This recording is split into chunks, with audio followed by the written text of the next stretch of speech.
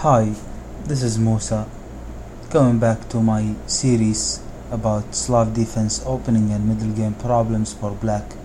I'd like to continue this commentary in this series, bringing you a game played between Vladimir Kramnik and Wang Hao. This game was played in Dortmund in 2013. Kramnik won this tournament amazingly. He had white pieces here and he started with d4, d5, c4. Wang Hao played c6, knight to f3, knight to f6, knight to c3, and now d takes c4. And Kramnik here played a4, preventing b5. And instead of bishop to f5, we had e6, trying to bring the dark square bishop to the game. And Kramnik here chose e3. He could have chosen other moves such as e4 and now b5 by Black. If a takes b5, then c takes b5, and now if knight takes b5, then knight takes e4, and Black is okay.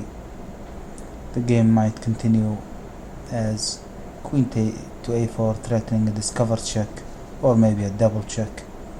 Then Black can play knight to c6 and he's fine here too. And instead of e3, once again, if Kramnik chose to play knight to c5, knight to e5, pardon me, then maybe Black could play knight b d7. It's a famous idea in these lines. Knight takes c4, knight to b6, trying to exchange the annoying knight, dancing knight. Then white here could play the delayed move e3, protecting the knight, and if knight b takes c4, then bishop takes c4 and the light square bishop can come into the game easily. So if now bishop to b4, pinning the knight to the king, then knight back to e5, and Black has to go back, trying to exchange, begging for the exchange of the knight on e5. So, and here if white likes his knight so much, then he could play knight to d3 safely. And now as you can see, he's attacking the bishop, and now bishop to d6. The bishop is fine. It's an amazing piece guarding many square here, and Black is fine.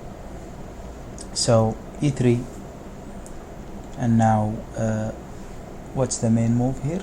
The main move here is c5, attacking the white center, and as you can see, the light squared bishop for Black is coming to life. So bishop takes c4, and now c takes d4, and if queen takes d4, then Black can immediately exchange queens. So Kramnik, maybe he didn't like that. E takes d4, and we have an IQP. An IQP is the isolated queen's pawn. As you can see, he's the only island here in the center for white. Knight to c6, maybe planning to exert some pressure, early pressure on the d4 pawn and preventing it from going to d5.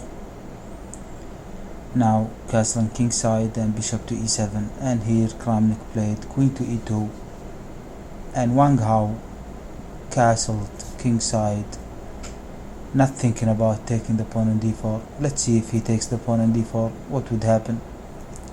The line may go like this: knight takes d4, knight takes d4, queen takes d4, and now knight to b5, attacking the queen. Where would the queen go? d8. Then what are you gonna do after rook to d1?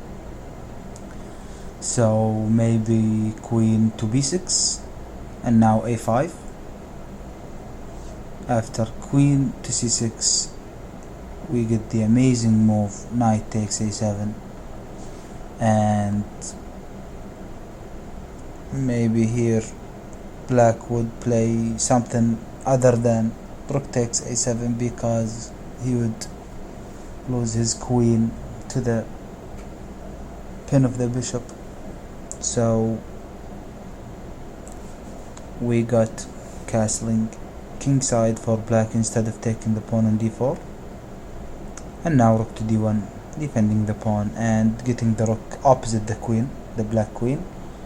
Knight to b4, ignoring that, and bishop to g5, getting the dark square bishop, which is maybe the last piece in the game, getting it alive. And now bishop to d7, and the perfect timing for d5 has come. He takes d5, and black took, and after white took on d5 with the knight, black took with the b knight.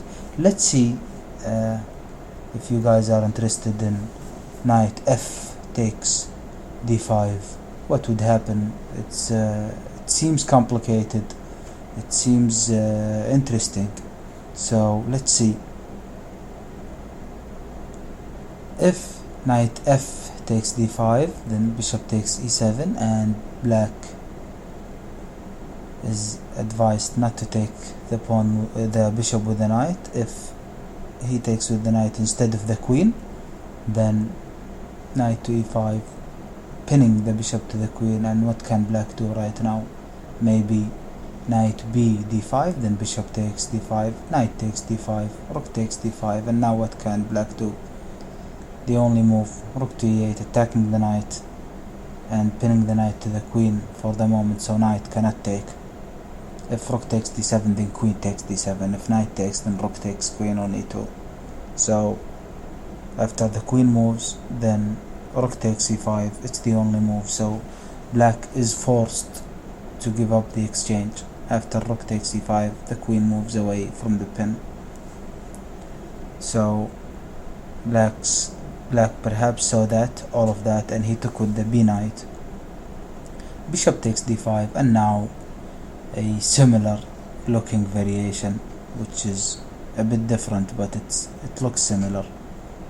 Knight takes d5, and now instead of taking the bishop on e7, white chose the better move, which is rook takes d5, because the other variation doesn't really achieve much after this move. I mean, if bishop takes e7, knight takes e7, and now if after knight to e5, knight to c6, knight to d7, rook to e8, queen to b5, queen to c7, and black is fine.